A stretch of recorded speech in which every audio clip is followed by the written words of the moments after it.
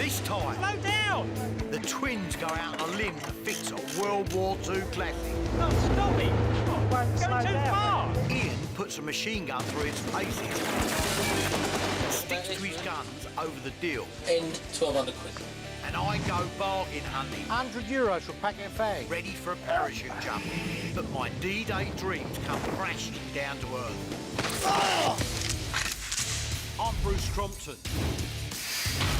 I buy, fix up and sell old military kit.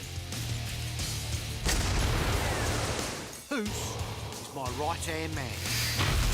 Look at these! He keeps an eye on the cash. See my face drop? Ian's the weapons expert. As an ex-para, he knows his stuff.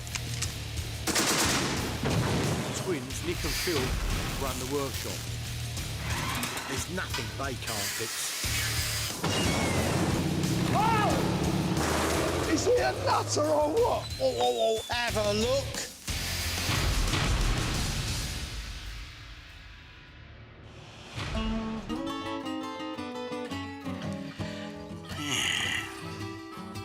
See that handsome devil? No, the one in the middle. That's me. I was a paratrooper back in the 70s when Barry Manilow was big and I was smaller. Ah, just in time. Here, have a look at these. I thought I'd lost these. God, they're old. That's 35 years ago. Yeah, Good looking. yeah. Unbelievable. Right? I think you're all a bit worse for wear. Yeah, I know. We'd really torn the backside out of it. Yeah. And have a look at this. Dear, oh dear, I'm still as good looking now as I was then. I'm having a little trip down memory lane with my wife Sue because Ian has told me he's doing a parachute jump to commemorate D-Day. But he reckons I'm too unfit to do it with him. Now, that's given me the right hump, I can tell you. Them cheeky so-and-sos reckons I'm too old, right, Yeah. to do this again. What and do I you don't think? Well, listen, I feel as fit as a butcher's dog and I've got to prove them right. They got to eat their words. Now, what do you reckon? Come on, be honest with me. I think you should do it. I think I should do it, mate. Listen, we'll show them what I can do. I'm going to make them eat their words. Looking at my old photos has fired me right up to do a jump. So I head over to the garage to break the news to the boys and Freddie, another ex-para who works for me. My dear companion in my rider has thrown down the gauntlet. He reckons I ain't as fit as when I was 30 years ago. Because he's jumping out of a plane, he reckons I ain't fit enough. You're not as fit as you used to be, Bruce. Listen, mate, I mature with age. Well, like a cheese.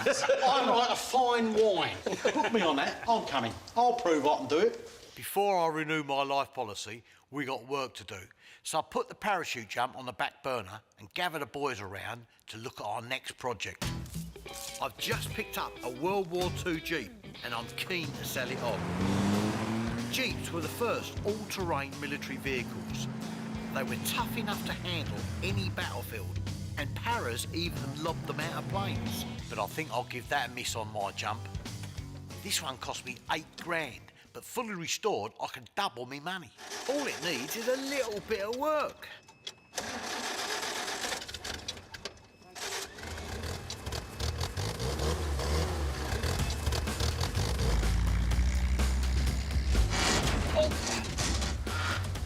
Gearbox a bit wonky. All right, maybe a lot of work. This is running a bit rough, isn't it? This is 70-year-old, this vehicle. Some things get better with age. Yeah, like me, I'm mature with age. Ask my wife. Oh. Yeah, let's let the boys have a look at it. Oh. Yeah. This runs like a bucket of bolts, mate. It's got to be looked at. That is running like pig sick. I can't sell my Jeep in this state. I've got to find out what's wrong with it and put it right. It's in a bit of a rough state, so we're thinking the best route is to put a brand new engine in it. Well, that sounds like a lot of money to me. Yeah, but the thing is, this engine is a post-war engine anyway, you know that, don't you? Yes. So it's got the wrong engine in it. Right. So it's a good opportunity to up the value of it, get the right engine in it. OK, anything else on it? The wheels are the wrong ones, they're too wide. So how much to put this right? New engine, wheels, bit of work, your time, that's going to set me in £4,000 at least. At least. Right, this sounds like a plan. The problem is, my Jeep is a bit of a mongrel. It's got a World War II body, but a post-war engine and wheels. If I can replace them with original ones, it will bump up the price. And this is the place to find them. The War and Peace Show near Folkestone. but I reckon peace was a bit of an afterthought. There are hundreds of Jeeps and parts here, and I've brought my money man Hoos along to keep an eye on my spending. I want to get some Jeep engine parts, I want to get some first aid kits. I just want to have a general look round and see what we can find. Rightio. Before we search for an engine and wheels, I want some original Jeep accessories to make it even more authentic. I want little bits and pieces so that we can kit the Jeep out. You've got to root round this stuff though, mate. It's got to be original stuff. The stalls here have got loads of post-war gear, but mixed in with original World War II kit. The challenge for dealers like me is telling them apart. It looks what we're looking for, right?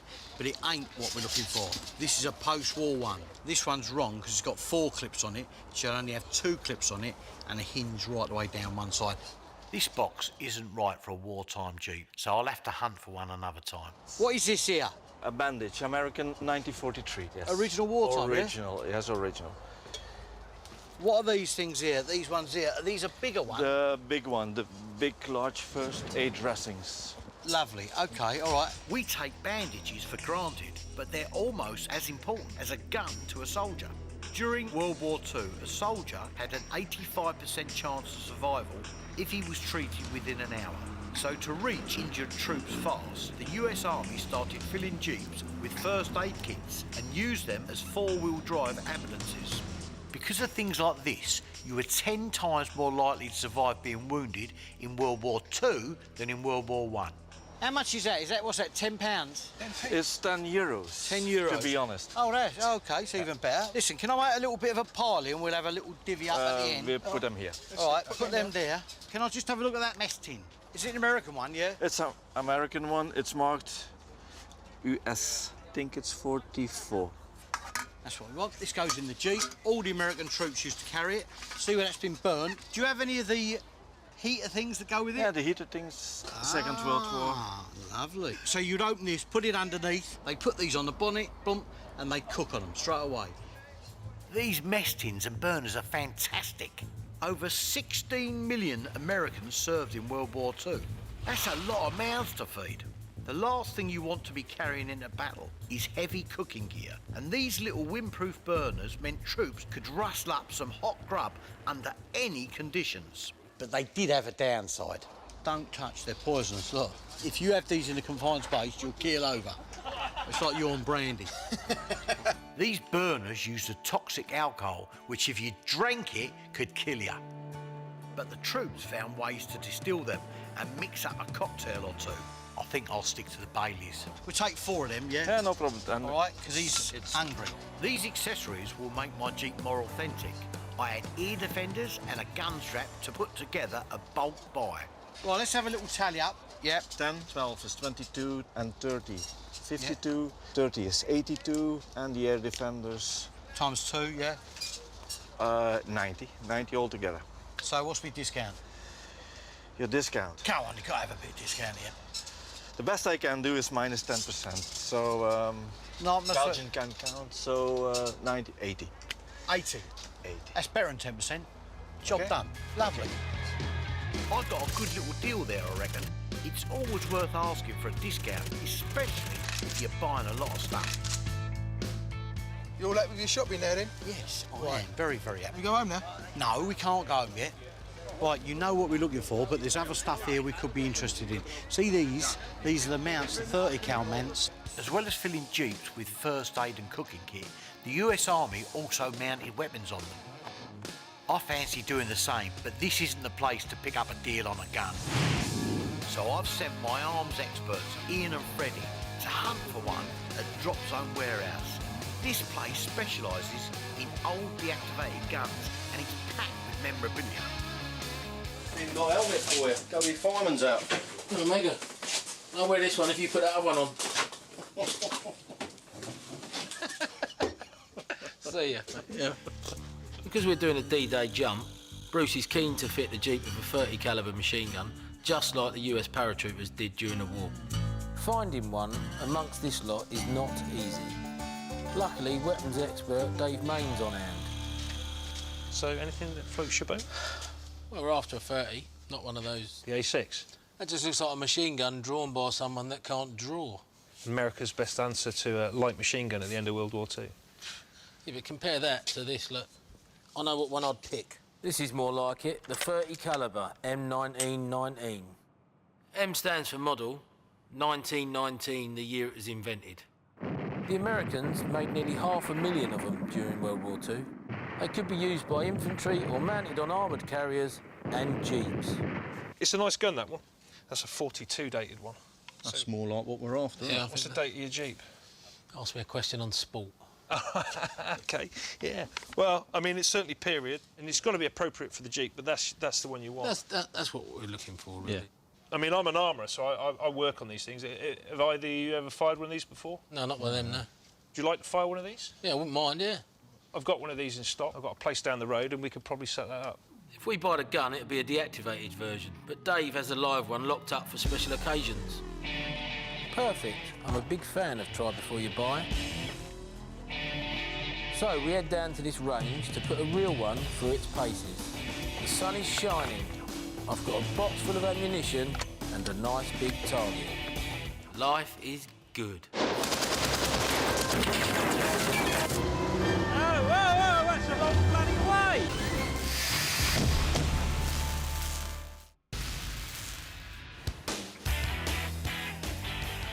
I'm buying a machine gun for Bruce's Jeep. My weapon of choice is the M1919. That's your target. Have a bit of fun, see what you can knock down.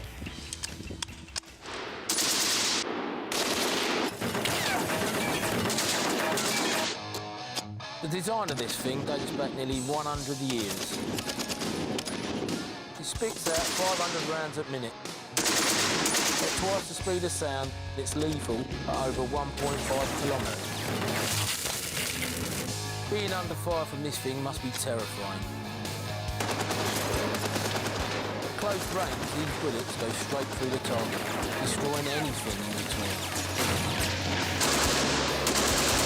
Perfect for immobilising enemy vehicles or for turning a caravan into a colander. Mate, I tell you, that is for every time I've been stuck behind one of them things on a Sunday. No, mate, day well spent, mega.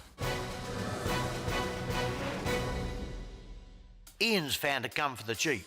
Now, all Hoos and I've got to do is to find the right engine, and only a World War II original will do. Straight away, I can tell you, right, that ain't what we're looking for. Show me. The air filter's in the wrong place. It has the wrong carburettor on it. This is an ex-French Army post-war engine. That ain't what I want. I can buy them off the internet, right, to a penny. So this is no good for us? It's no good for us at all, mate. You're learning. I'm educating you. You are, yeah. Don't go back to school. Come on, see what else he's got here. I'm none the wiser. I can't tell these Jeeps apart. They look the same, but they ain't the same. Let me explain what happened. During the war, they wanted a general-purpose vehicle, so they put a contract out to Willys and they put one out to Ford. Willys won it, but they couldn't produce enough. So because of the Ford, right, organisation with production line, Ford made them as well. The story goes that when the US Army wanted a new general-purpose vehicle, the troops shortened it to GP. Hence came the word Jeep. Working at full whack, Ford and Willys churned out a Jeep every 2 minutes, and every part the two companies produced was identical. They were all interchangeable. So you could take a Willys engine and put it in a Ford chassis. You could do vice versa as well, right? And they were made in their thousands. Over 650,000 Jeeps were made during the war, but only a tiny fraction of the ones that survive are 100% Ford or 100% Willys. It's got a Ford chassis, so I need a Ford engine. How do you spot an original part?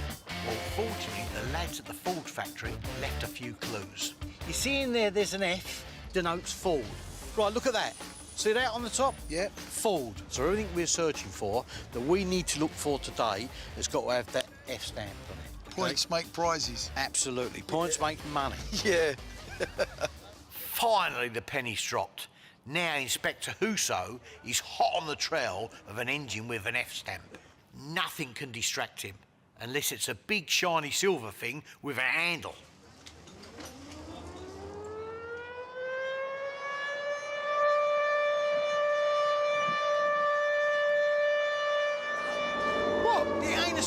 Jeep. What is it? Well, it ain't for a Jeep. Look at the size of the thing.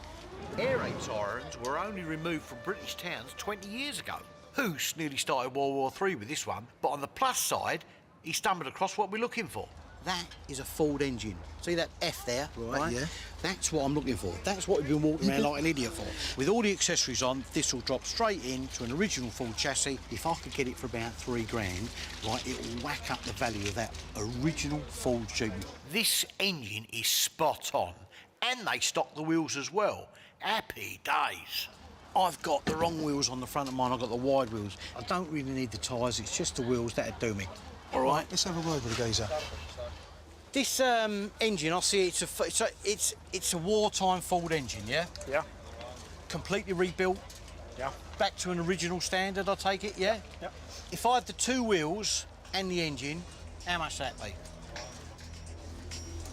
Roughly €5,000.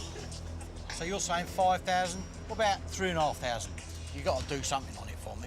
The price is 5,000, but I can give you 4,500. What about 3,500? That's too low. Oh, come on, what can you do to me? You know, I'm a cash buyer, bang, on the nose, paying the money straight away. We can meet in the middle, 4,000. 4,000 euros for the 2 lots. Yeah. Put it there, lovely. OK. When Bruce splashes the cash, I get a bit twitchy until I do a quick tally up. We budgeted 4,000 sterling for the engine and the wheels, and we got them for 4,000 euros. That's just £3,400. I reckon there's enough left over for Bruce to treat me to a novelty alarm clock. You want that now, didn't you, eh? I want it on my bedroom door, mate. Yeah? Nice. Yeah. Wake up time. So keep the wife away, that's why. You all right, Pete? All right, what we got there, then? I want to talk about this, really. I like the gun, so I hope that Pete, the owner of Drop Zone, is up for doing a deal. Bruce has given me a tight budget. Best price you can do on it. As it sits, I'll take 1,400 for it. I was thinking more 1,100 quid, really. They're getting really, really hard to get. The last 3 years, they've doubled in price. In 2-3 years' time, they could be £2,000. I tell you what, goodwill, knock 50 quid off, 1,350. Well, that's still a bit too much. I mean, I've been given a budget. It's easy to spend other people's money. I'll leave it for today, mate, but thanks for your time. No problem. All right, anytime. Cheers, Pete. Been a pleasure Well, meeting there you. you go. Thank you. Take care. I'll tell you what, top. End 1,200 quid. You're having a laugh. Get out of here. Ian did the right thing.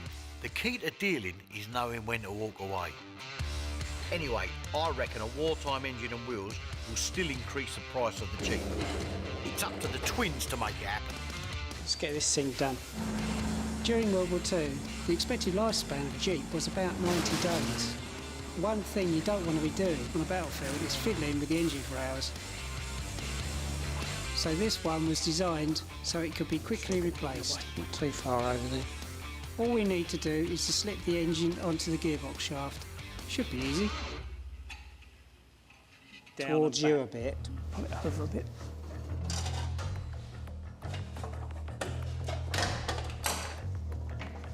This is a flathead, 60 horsepower engine.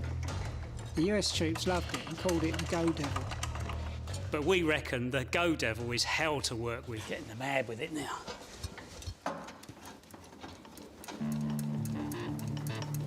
The problem is the large teeth on the drive shaft are old and worn. It's like pushing a square peg into a round hole. The way it is at the moment, you have to get it absolutely dead right, otherwise it will not go in. Ah, dear mate. Needs a little bit of help. Yeah. I really wish I'd thought of that earlier. Just drop it down there. Down. Let's get her bolted in then. The key to wartime engineering is to keep things simple. It only takes a few minutes to bolt the engine into the chassis. Excellent. Carry on fitting everything onto it.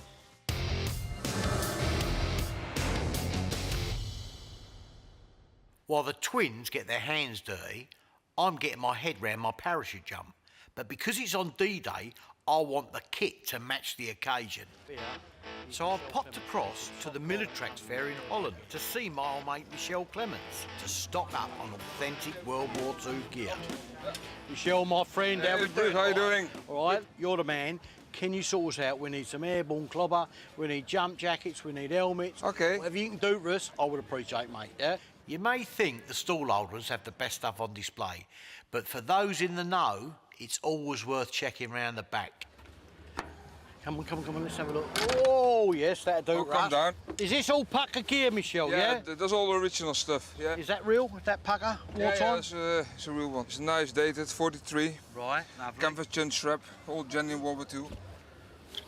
I've got to tell you, that feels proper. I know I'm a big head, but it's all right, that. All right, put that to one side. And this is the stuff I didn't want to do, but I need some itchy trousers, because we got to do it absolutely right. Yeah, I've got a proper one here. The difference is just a big pocket, 2 big pockets on the back. What were they for? Extra bandage to put in. They're pretty rough, mate. Mate, they proper come up there. These are going to give me chip. Look at the size of the epoxy things. Materials were in short supply during the war. That's why para uniforms were made of cheap, itchy material. They had huge pockets because troops had to carry insane amounts of gear. Soldiers jumped with everything they needed to survive and lugged an extra 60 kilos of kit on missions. Right, we've got here. Listen, mate, this will do me. Let me go and try these on. Okay, do it. There's some bushes over there. Michel's got some really good gear, but the changing rooms are a bit drafty. These are a little bit tight. Are they supposed to be this tight? Right, hang on. Between 11 and 12 grand. As little as that, yeah?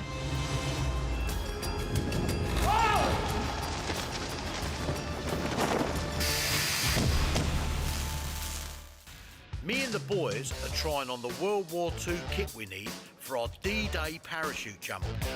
And I'm showing Ian what real men wear. What about you two? Huh? You know you ain't supposed to wear Y fronts no more. How high are they supposed to come? Because they're right on me old Charlies. Pull them up as far as you can. Right, hang on! How can you jump in these things?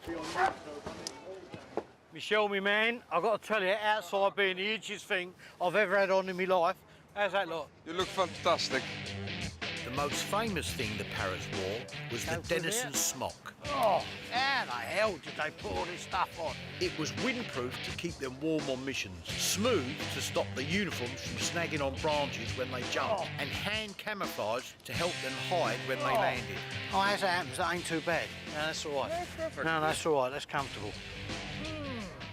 Sure you don't want to add a pair of these on, Bruce? Stop your trousers chafing. No, because I've got to tell you, mate, I've already got some of them at home, but that's for the weekend. Hey, mate, look at this. Oh, dat is Fairbairn Sykes, third model. Dat is what they put into the pocket. Paras would carry an arsenal of weapons, but none were hated by the Germans more than the Fairbairn Sykes fighting knife. Adolf Hitler put out an order. Yeah, anyone captured with them knives were to be shot because they were commandos. What, these? Yeah, them knives, mate, yeah. What's all the other gear in there? Fags. Fags? Yeah, I don't smoke, but yeah, players, are they pucker? Yeah, there's original full package of cigarettes. Cigarettes were a must for most soldiers. During the war, American troops got through 90 billion fags, and the number of people who smoked increased by 75%. But that wasn't the only thing that jumped up in the war. What's this? Oh, no, look, for control of pubic crab lice. Apply to all regions of the body where the coarse hair is present. On hairy individuals, crabs may be scattered over the entire body. Mate, that is gopping. Lice are only a couple of millimetres long, but they were a massive problem in the war. They feast on blood and carry lethal diseases like typhus, so this powder saves lives. I'm banking the boys will be lice-free for D-Day, but this tin and the other bits are great. I didn't think it could get any better, but then Michel pulls out the piece de resistance. Ah, Parabike. BSA, World War II, Parabike. Fine, Parabike. Right, lovely, okay. Everything original. Parabikes were lobbed from planes along with the troops and played an important role during D-Day and the legendary Battle of Arnhem. Right, put that with it as well. We'll have a tally up, let's see what we can do. 875, the knife, cigarettes. €100 for a packet of fags. Yeah, comes with the tins. Oh yeah, lovely, okay. Tins worth 100 quid. Yeah. €100, that might seem steep, But cigarettes aren't made to be kept, and a full wartime pack in a tin is a collector's item. And £22.55. it's a total plus the bike. It's €3,755. How much? Ouch, that hurt where it matters. I need to see if I can get this to under 3,000 sterling. Right, come on, son, let's do a proper deal here. Listen, 3,000 sounds like a very nice number. No, I can't do it. I do you for 3,500. OK, right, well, what's that in pounds then? Talking about £2,700. Done. Well, that lot cost a bit, but this stuff will only go up in value. Plus, I can save an airfare by making Freddie cycle home.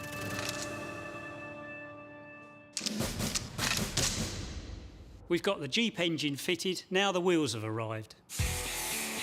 After a quick lick of paint, they're good to go. Paint's dry, put the wheel together now. Oh, good. Here we go. Right, this is the two halves. Modern wheels have high-pressure tubeless tyres, and you need heavy machinery to fix them. World War II Jeeps used these split rims so soldiers could get to punctured inner tubes easily in the heat of battle. All you need is a bit of soap and some elbow grease. You know, anybody could undo either side of the rim, pull them apart, pop the new tyre on, push them together, bolt them up again. 3/4 wrench, a hammer and a bit of soap. Job done. Certainly a lifesaver, I should think, if you're stuck on the side of the road with the Germans chasing you. Yeah.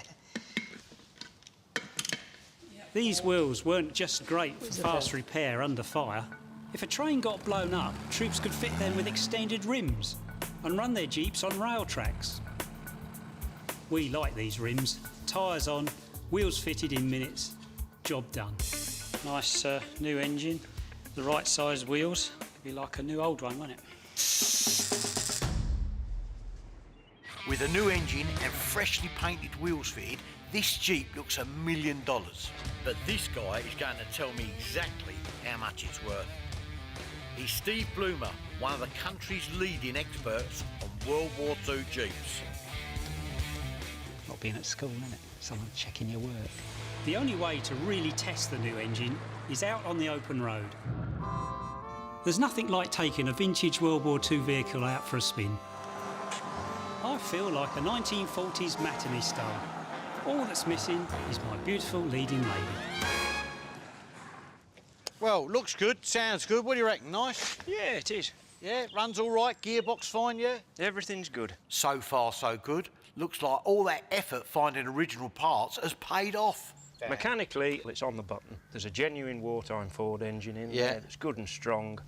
That really is the little ace up its sleeve. Can't fault it. Don't say that in front of them, they'll want a pay rise. As if I haven't had a pay rise since we went decimal. I'd like to get your opinion on what sort of value this is. You've got 75% wartime front end. I'm not sure about that wing. Back axle definitely needs an overhaul. Takes the value down a little bit. Right. This is not good news. Listen, most importantly to me, what sort of dough do you think it's worth? You've got to give me a ballpark figure.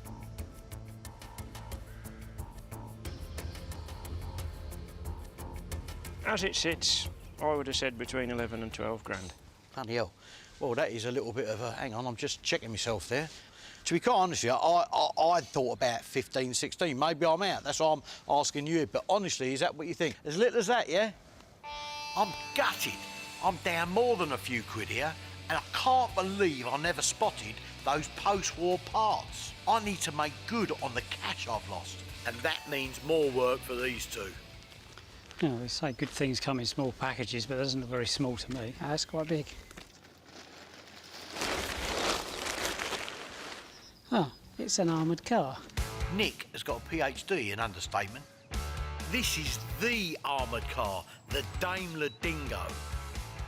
There were loads of British armoured vehicles during World War II, but I reckon this was the best of the lot because of its speed and versatility. Anything about them? Nah. Nor do I. Never worked Stand on by your bed. Hello, Bruce. Hello, Bruce. It's a lovely little beast, this is, eh? Interesting. Daimler Dingo. You must be enthralled to see something as historic as this.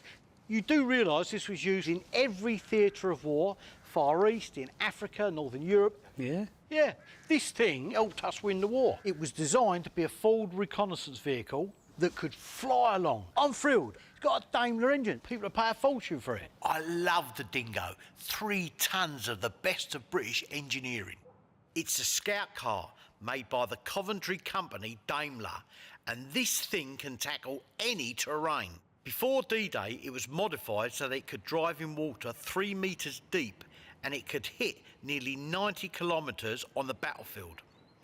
I bought this one and I need the twins to check it out and spruce it up so I can sell it on. Any idea problems? Don't know the extent of how good or bad it is. Right, So okay. I knew you'd be thrilled. Yeah. I knew you'd be happy. Over the moon. Sunny, lovely day to get stuck into this. Right, OK, wonderful. Right, have fun. Thank you. Dingy Dingo. See you later. He's done it again, hasn't he? Done it again, hasn't he? Let's take it for The a run round bodywork the looks field and see what okay, we find. but we need to take her out to see how she's handling it. Because you're sitting crooked, you can see out the front and out the back quite easily. Oh,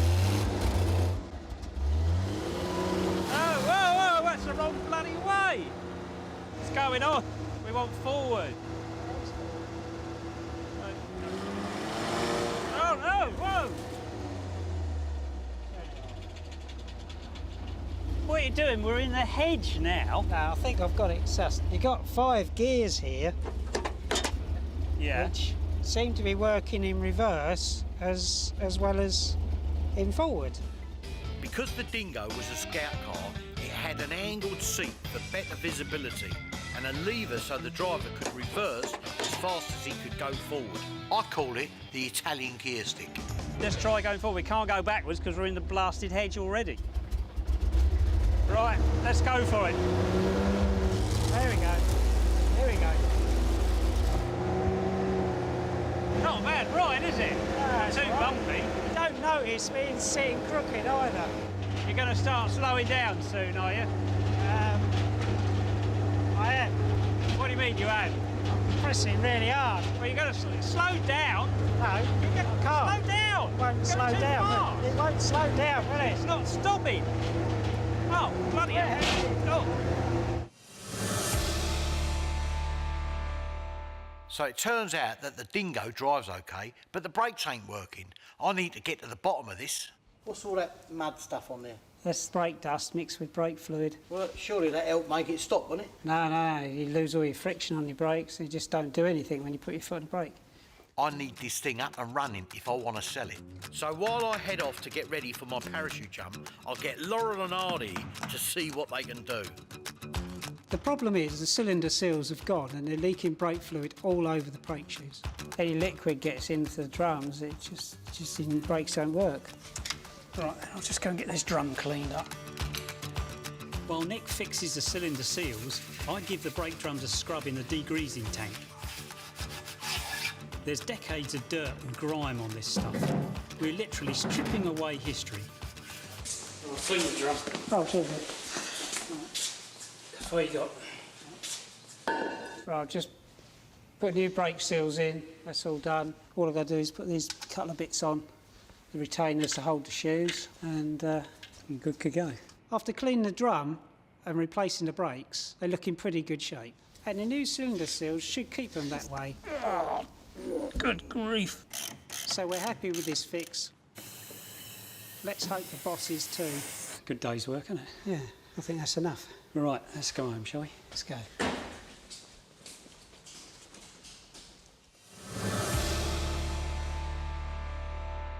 I'm chuffed about the Dingo. I thought we were going to have to order new parts, which could have taken weeks. With that sorted, I can focus on my D-Day jump. I'm off to Normandy with Ian to meet up with my ex-army mates. While we wait for them to arrive, we visit one of the most important sites of World War II, Pegasus Bridge. This bridge was the first place to be taken by the Allies on D-Day. It was rebuilt a few years ago, but it still drips history. It must have been terrifying for them, you know? Yeah, you got that, the gliders landing there, you got all the big drop zones all around. I mean, coming back here just makes you think what it's all about and what the sacrifice these guys did. It's almost 70 years since the battle for Pegasus Bridge. Each year, surviving veterans return. One of them is Jock Hutton, one of the heroes from that day. 69 years after the day being back, how does it feel seeing all these people here? Well, of course, you never imagine anything like this, you know, coming back here after so long. How many jumps have you done, if you don't mind me asking? I lost count at 300. 300. Unbelievable, mate. That's just incredible. Well, I managed to get back in the harness again 18 months or so ago. Don't mind me asking, mate, how old are you now? I'm 88. And I ain't even nearly that, and I'm having a panic up. So Jock is knocking 90, and he's still hurling himself out of planes. If he can do it, I've got no excuse. We're lobbing tomorrow. You going to come over there and have a look at the drop zone? You two are both going jumping tomorrow? Yeah. Both both. ex-Power Reds as well, so... Are you coming on the aircraft, or are you going to be on the drop No, zone? I'll check you out before you go. I'll check your kit and just walk out for a bulletin if there's anything wrong. Lovely, lovely. OK, we'll make sure we're trousers pressed then, won't we, yeah? What a man. He's made our day. He's even going to inspect our kit before we jump. I can't wait to tell Freddie and the lads, if they ever turn up. Come on, boys, where are you? Mate, I'm shocked at what you're wearing. What's that? You're going to put a bit of effort in. Well, I look at the part. Parachuting into Normandy, not going to Henley Regatta. I've got maroon trousers, haven't I? Hello! Yeah, good job you was on time in 1944, innit, eh? I know. Right. Dressed properly. I know. No, mate, you're all right. These boys are all ex-servicemen, and like me, many haven't done a jump in years. Are you really serious about jumping tomorrow? Absolutely, I am game for this 100%. So whatever happens, I'm doing it. Remember, we were jumping from 800 feet. That's extremely dangerous. Right, ready to go. We're ready to go here.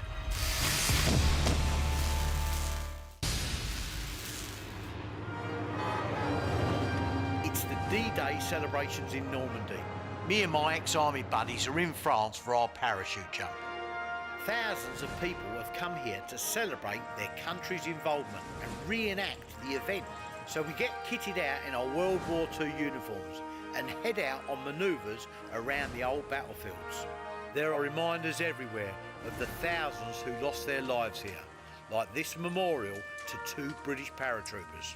Just take a moment to remember Thomas Billington and Arthur Platt, forever young and forever airborne. Well said. I've got to be honest, being here has really affected me and reminded me of the human stories behind the things that I deal in. There couldn't be a better time to introduce Jock to the lads. And Jock's agreed to come along here tonight to just give you a few words about what it was like to be here. He's then going to inspect you. So let's make sure you've got it right. So coming over the English Channel, the flak was coming up. Everything was shaking and shuddering, and midnight, June the 5th, we got over the drop zone here. And remember, we were jumping from 800 feet. It was extremely dangerous. We engaged the enemy by 6 o'clock that morning. Jock is a legend. He's still as sharp as a knife. I hope he goes easy on the inspection. Well, let's have a look at you here. Good God. You're growing a pair of breasts. All right. Your name? Calasart Moore. Number? 24785511. Sir. Name? Crompton. You don't know your number, do you, Cobble? Yeah, 2699702. Okay. You're a bit loose-jointed, but, yeah, I'm sure we'll get through that phase of it when we gallop you around the bush a bit. OK, well done, Cobble. Thank you, sir. Gentlemen, I think we'd all like to thank Jock for taking the time out to come and inspect us by giving him 3 cheers. Hip, hip. Hooray! Hip, hip. Hooray! Hip, hip. Hooray! Well, that attracted the Germans.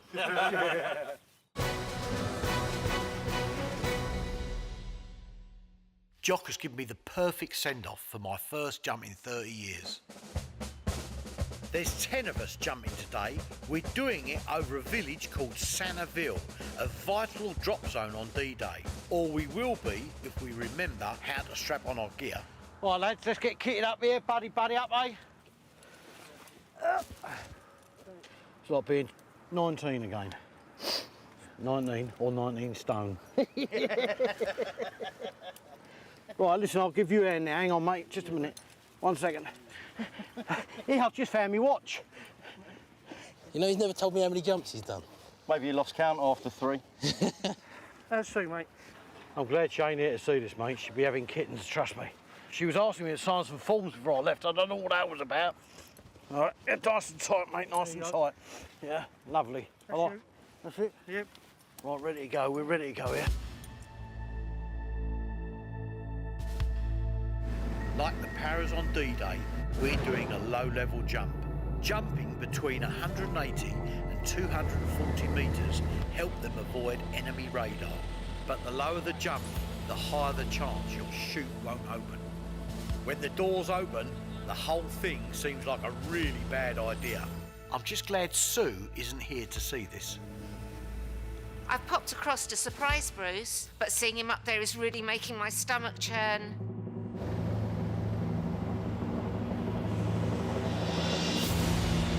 First up is Freddie, then Ian. I'm next, and seeing the boys shoot out like bullets is giving me a rush. Here I go.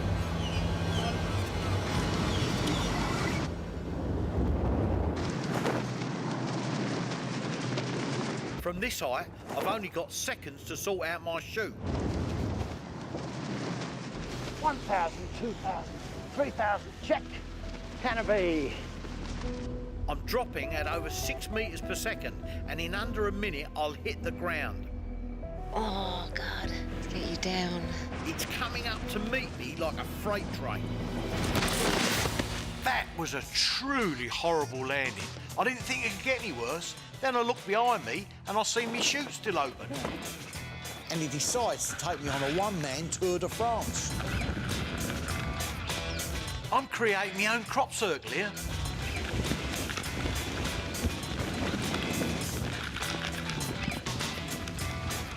But my problems are nothing compared to Freddie. No, I really need some help here. When he hit the deck, something happened. Oh, that hurt my back, mate. Stay there, Freddie. Stay there, mate. Oh, I can't walk, mate. Freddie's really hurt his back. He's going to need an ambulance, and I need to find Bruce. Bruce! Oh, God, where is he? They're all down. Is that him? Brucey! Woo! Brucey! Oh, I'm so proud of you, mate. I'm so proud of you. So proud. Mwah. I'm so glad you're safe. I come down like such potatoes. I can't believe how quick I came down. Yeah. See me getting dragged all over the place. Yeah. I was hoping it wasn't you. Yeah, it was me. I've left about a 4-foot hole over there. His crops are knackered.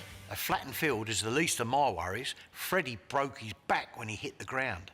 Thankfully, he's on the mend. But when you consider that over 2,000 paras died in Normandy, it puts our rough landing into perspective. Stepping into the shoes of World War II heroes like Jock has been an honour and a privilege. But I think once is enough. Gonna do it again? No, never. You did really well. I'm so proud of you, mate. Like Quasimodo. Well, that was a week and a half. I scoured a military fair looking for authentic Jeep parts, only to find out mine was far from perfect. I'm not sure about that wing. Back axle definitely needs an overhaul. Ian had his membership of the British Caravan Club revoked.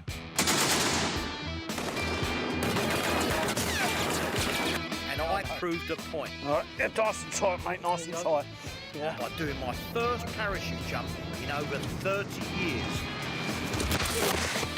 Even if it did end with me being dragged through a hedge backwards.